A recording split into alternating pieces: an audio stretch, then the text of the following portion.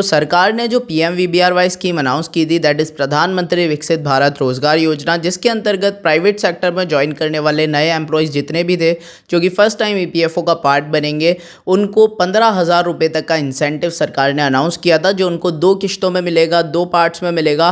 First part आपको 6 months की service complete करने के बाद में मिलेगा, एंड जो 50% रिमेनिंग पार्ट है वो आपको 1 ईयर की सर्विस कंप्लीट करने के बाद मिलेगा। इस चीज़ के रिगार्डिंग रिसेंटली कल परसों से कुछ ईपीएफओ की तरफ से एसएमएस भी रिसीव हो रहे हैं काफ़ी सारे एम्प्लॉयज़ के पास में, और उसके अंदर क्या मैटर लिखा हुआ है वो भी मैं आपको पढ़ के सुनाता हूँ। सी यहाँ पे लिख रहा है that congratulation to your new job, continue in this job for at least 6 months to get the incentive of up to ₹7,500 and for 12 months to get the incentive of up to ₹15,000 under the Pradhanmantri Viksit Bharat रोजगार योजना।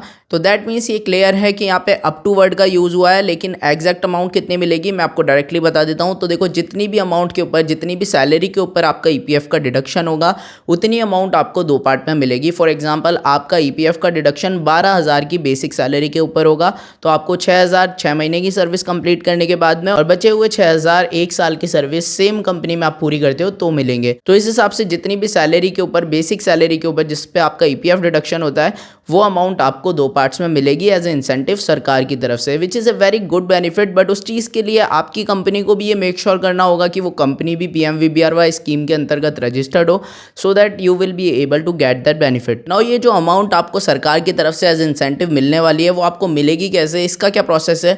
तो ये directly आपके bank accounts के अंदर credit की जाएगी via DBT, यानी कि डायरेक्ट बेनिफिट ट्रांसफर के थ्रू, जो कि सरकार की एक सर्विस है। बट इस चीज़ के लिए आपको अपना बैंक अकाउंट डीबीटी अनेबल्ड करना पड़ेगा, सो दैट आपको ये अमाउंट मिल सके। और डीबीटी अनेबल का क्या मतलब होता है? बेसिकली आपको अपने आधार कार्ड को अपने बैंक अकाउंट के अंदर जोड़ना है, और सेम आधार कार्ड आपका पीएफ अकाउंट के अंदर आपके यूएन नंबर के अंदर भी जुड़ा होना चाहिए। So for making it double assured, आप सिंपली पीएफ मेंबर पोर्टल के ऊपर लॉग इन कर सकते हो वाया योर यूएन नंबर, और सिंपली मैनेज के अंदर जाके केवाईसी में देख सकते हो कि आपका आधार कार्ड वहाँ पे जुड़ा हुआ हो। और सेकेंड स्टेप में आपको ये चीज़ चेक करने के लिए कि आपके आधार कार्ड से बैंक अकाउंट जुड़ रहा है या फिर नहीं, तो उसके लिए आपको सिंपली यूआईडीआई के ये वाले पेज के ऊपर जाना है। जैसे ही आप यहाँ पे लॉग इन कर लोगे अपना आधार नंबर डाल करके, आधार लिंक मोबाइल नंबर पे एक ओटीपी जाएगा, वो डाल करके उसके बाद में स्क्रॉल डाउन करोगे तो नीचे आपको एक बैंक सीडिंग स्टेटस के नाम से ऑप्शन देखने को मिलेगा। सिंपली इसके ऊपर क्लिक कर दो, और उसके बाद में कुछ इस टाइप का इंटरफेस पे आपको ये रिडायरेक्ट कर देगा, जहाँ पे आपको अपना Aadhaar number, bank name, and third point is important, bank seeding status, जहाँ पे आपको एक्टिव स्टेटस दिख रहा है।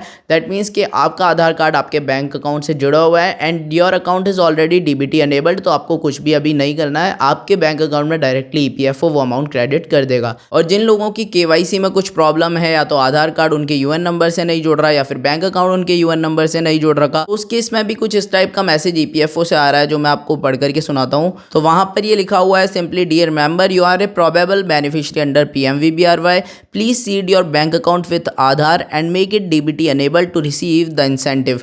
दैट मीन्स कि यहाँ से क्लियर है, जो मैंने आपको प्रोसेस बताया उस चीज़ को आपको क्रॉस चेक करना है। अगर आपके बैंक अकाउंट से आपका आधार कार्ड नहीं जुड़ा तो सिंपली बैंक ब्रांच विजिट करके आधार कार्ड वहाँ पे जोड़ लो। अगर आपके पीएफ अकाउंट से आपका आधार कार्ड या बैंक अकाउंट नहीं जुड़ा तो सिंपली पीएफ मेंबर पोर्टल पे मैनेज वाले सेक्शन में जाकर के केवाईसी के अंदर दोनों चीज़ें आप सीड कर सकते हो, and that's all for you. उसके बाद में आपको ये अमाउंट मिल जाएगी। और इसी टाइप के इन्फॉर्मेटिव वीडियोज़ अगर आप और भी देखना चाहते हो in future related to private sector employees and employers in India, then this channel is definitely for you. You can subscribe the channel and hit the bell icon.